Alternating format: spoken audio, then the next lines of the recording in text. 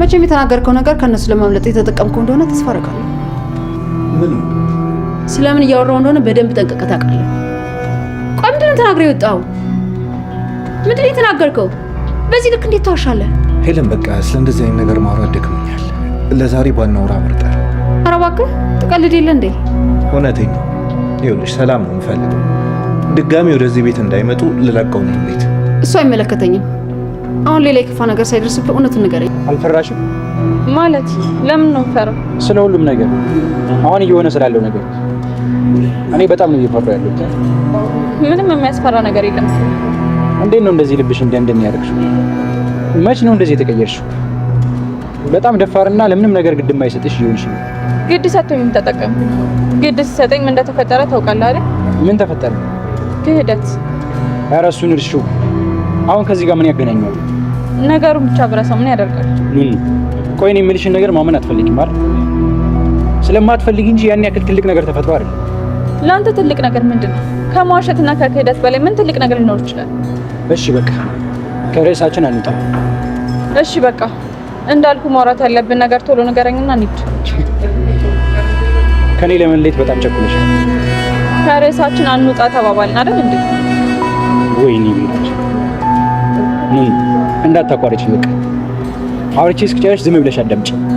እኔም አንቺም አንድ አይነት ነገር እየተሰማን እንዳለን የሚሰማኝ። ስለምን ነው አንድ አይነት ነገር የሚሰማኝ?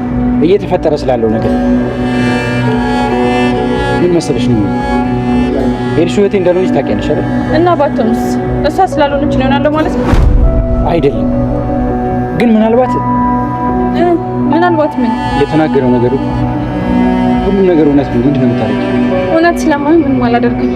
እንደው ቢሆን ያልኩሽ። አይ ቤዱ አንተ ነው እንደሚያደርገው ማሰብና ቤተሰቦቼ አይደሉም ብሎ ማሰብ ምንም አቅም የለኝም። እና እባክህ ቤዱ ከዚህ በኋላ እንደዚህ አይነት ነገር ደጋግማ አትጠይቀኝ። ምን ይሰማታል ብለህ ለማሰብ ነበር። እሺ ቆይ ማለት ተመርምረን እውነቱን ብናውቅ ምንድን ነው ችግሩ? እንደዛ አይሻልም? ዞረ እዛው ሊደረስክ አይደለ? ትሰማኛለህ? ለመጨረሻ ጊዜ አንድ ነገር ንገር። ምንም የማደርገው ምርመራ አይኖረኝ። ስለዚህ በቃ ተወኝ። እንደዚህ ይሻላል ትላለች እንዴ? ደፋር እናቴ ለምን እንደዚህ ትሆኛለሽ? እኔ እኮ ፈልጌ ያደረኩት ነገር አይደለም። ተይ እንጂ ፈልገሽ አይደለም አይደለም? ሳትፈልጊ ነው ተጎተሽ ቤቱ ድረስ ሄድሽለት። እኛን አልሰማም ብለሽ ለያዥ ለገናዥ አስቸገረሽ ቤቱ የገባሽው። እናቴ ቆይ ለምንድን ነው እንደዚህ የምትይው? አውቃለሁ አጥፍቻለሁ። ያጠፋሁትን ጥፋት ደግሞ በደንብ አውቃለሁ። ማስታወስም አይጠበቅብሽም። ቆይ ለምንድን ነው ደጋግመሽ እንደዚህ የምትይኝ? አንቺ ሊገባሽ አይገባሽማ። እንዴት ብሎ ይገባሻል? አይንዬ በመሲ እርግዝና በጣም የተናደደችባት እንደሌሎቹ ቴዲ መጥፎና ክፉ ሰው እንደሆነ አረጋግጣ አይደለም ማለት ነው።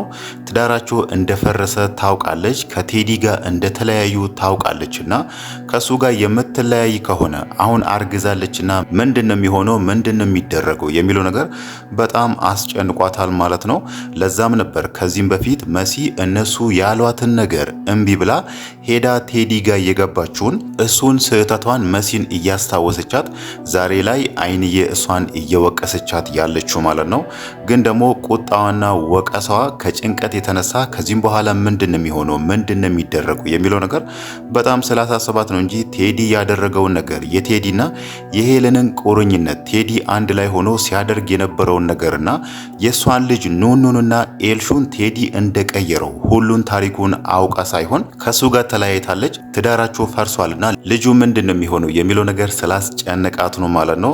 ያንን ነገር ደግሞ እንዴት እንደሚያደርጉና ይሄንን ነገር እንዴት እንደሚወጡት ከመሲ ጋር ከመወያየት ይልቅ ከመኩ ጋር እወያያለሁ በሚል ነው አሁን ላይ መኩን እንድትጠራላት መሲን እየተቆጣቻት ያለችው ማለት ነው። መኩ ደግሞ ምን አስቦ እንደሆነ ባይታወቅም የመሲን እርግዝና ከሰማና እርግዝናው የሚቋረጥበት ቀነ ገደቡ አልፏል የሚለውን ነገር ካረጋገጠ በኋላ ወደ ቴዲ ቤት ሄዶ ከቴዲ ጋር ለመጣላት ማሰቡ ምን ፈልጎ እንደሆነ ባይታወቅም እሱም ይሄ ነገር እንዳናደደው ግልጽ ነው ማለት ነው። ምናልባትም ወደ ቤት ሄዶ ቴዲን ቢያገኙና ከቴዲ ጋር ቢጣላ ኖሮ በስሜት ውስጥ ደግሞ መኩ ይሄንን ነገር ለቴዲ ይነግራታል ማለት ነው። መሲ አሁን እርጉዝ ነች። ምን እንዳለባት እህቴ ያንተ ልጅ የምታሳድገው በሚለው ምናልባትም ቴዲ የማያውቀው ነገር እዛ ጋር መኩ ሊነግረው ይችል ነበር ማለት ነው።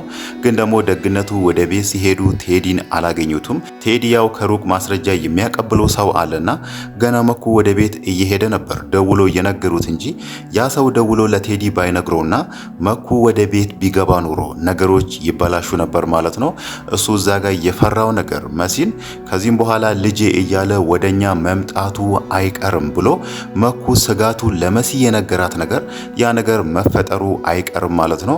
ምናልባትም ከጊዜያቶች በኋላ ቴዲ ደግሞ ልጄን ፈልጌን የመጣሁት በሚለው ወደ መሲ ህይወት የሚመለስበት አጋጣሚ ሊኖር ይችል ነበር ማለት ነው። ግን ደግሞ ደግነቱ ቴዲ ቤት ያለመኖሩ ነገሮች እንዳይበላሹ አድርጓል ማለት ነው። ወደ ቴዲ ቤት መሄዳችን ካልቀረ ሌላ ነገር ደግሞ የውጪ ሰው ለቴዲ ደውሎ ወደ አንተ ቤት እየመጡ ነው ብሎ ከመንገሩ በፊት ቴዲና ሄለን ቁጭ ብሎ ሊወያዩ ነበር። ሄለን ቴዲ ያወራውን ነገር ድጋሚ ሁለቱ ብቻ ማንም ሰው ባሌለበት ከሱ ማረጋገጥ ትፈልጋለች። እሷ የገመተችው እዛ ጋር መኩንና ቤሉልን ፈርቶ ነው ቴዲ ከነሱ ለማምለጥ ፈልጎ ነው ይሄን ነገር የተናገረው የሚለውን ነገር ግምት ውስጥ አስገብታለችና ለማረጋገጥ ነበር ወደ ቴዲ ቤት የመጣችው ማለት ነው።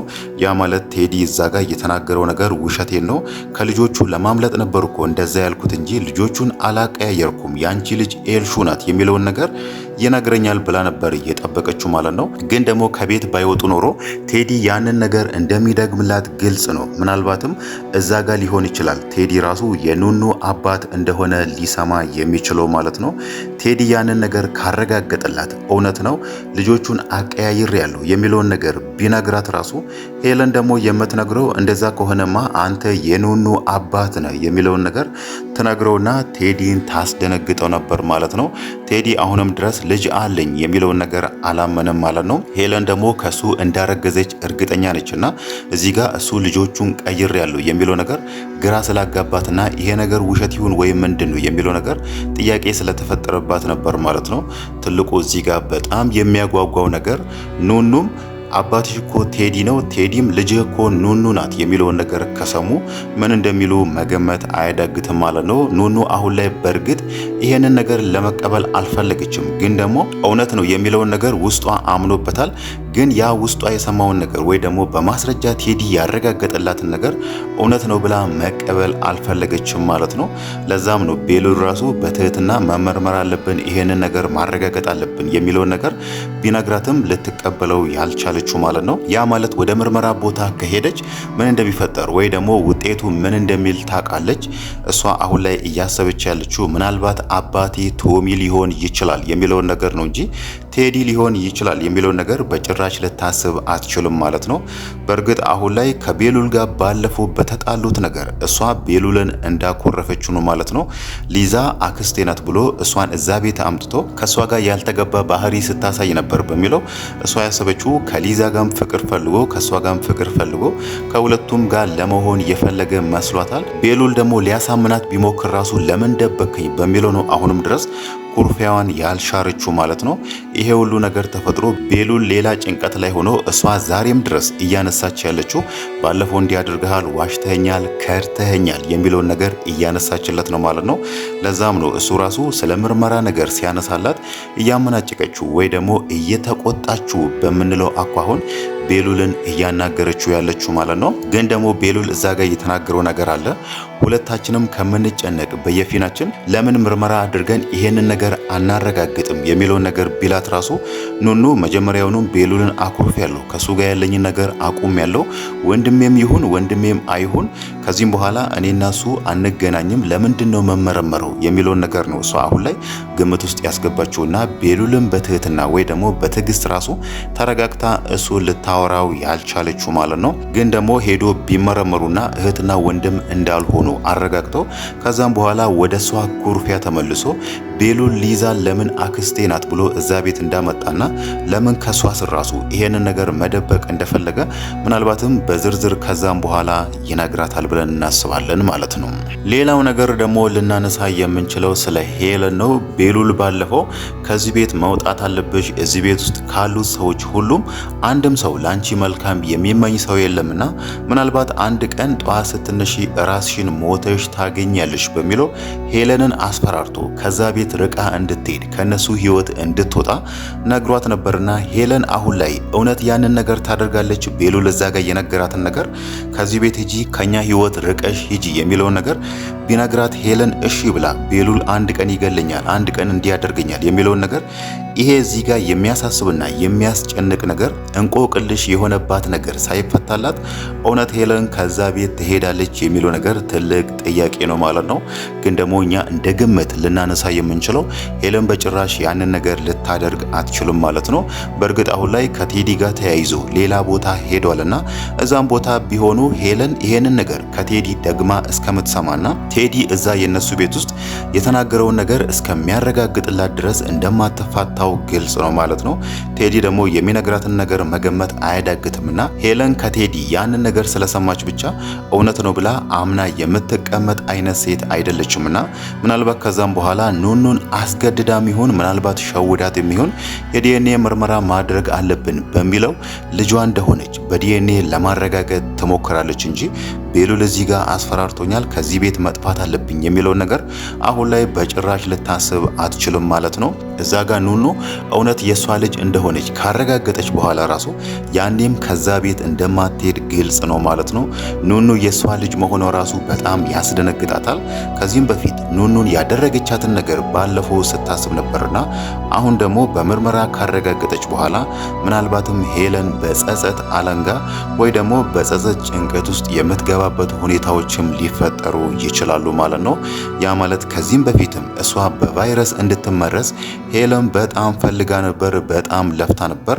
ያኔ ኑኑ የተረፈችው በቴዲ ጥረት ነው። ቴዲ ኑኑ ስላሳዘነችው ብቻ ነበር እሷን በቫይረስ ሳይመርዛት የተወ ማለት ነው። ሄለን አሁን ላይ ያኔ ቴዲ እሺ ብሎኝ ልጄን በቫይረስ ቢመርዛት ኖሮና ዛሬ ይሄንን እውነታ ብሰማ ምንድነው ሆኖ ኑኑ የኔ ልጅ እንደሆነች በቫይረስ ከተመረዘች በኋላ ከሰማው የት ነው ምገባው የሚለው ነገር ሄለንን ሌላ ጭንቀት ውስጥ የሚያስገቧት ነገር እንደሚሆኑ ግልጽ ነው ማለት ነው። ይሄ ነገር እያለ ደግሞ ሄለን አሁን ላይ ቤሉል እሷን አስፈራርቷታል፣ ከዛ ቤት ትወጣለች፣ ከዛ ቤት ትሄዳለች የሚለውን ነገር በጭራሽ ልናነሳ አንችልም ማለት ነው። አሁንም ግን አንድ ነገር ደግመን የምናነሳው ነገር ይሄንን እዛ ቤት ውስጥ እየተካሄደ ያለውን ነገር ኤልሹ የሰማች ቀን ነው ማለት ነው። ነገሮች ያኔ ለኤልሹ በጣም ከባድ እንደሚሆኑባትና ቀን ለሷ ጨለማ እንደሚሆንባት ግልጽ ነው ማለት ነው። ከኤልሹ ጸባይ ስንረዳ ከዚህም በፊት ለነሱ ወይ ደግሞ ለነኑኑ ካላት አመለካከት የምንረዳው ይሄንን ነገር መቀበል ለሷ በጣም ይከብዳታል ማለት ነው።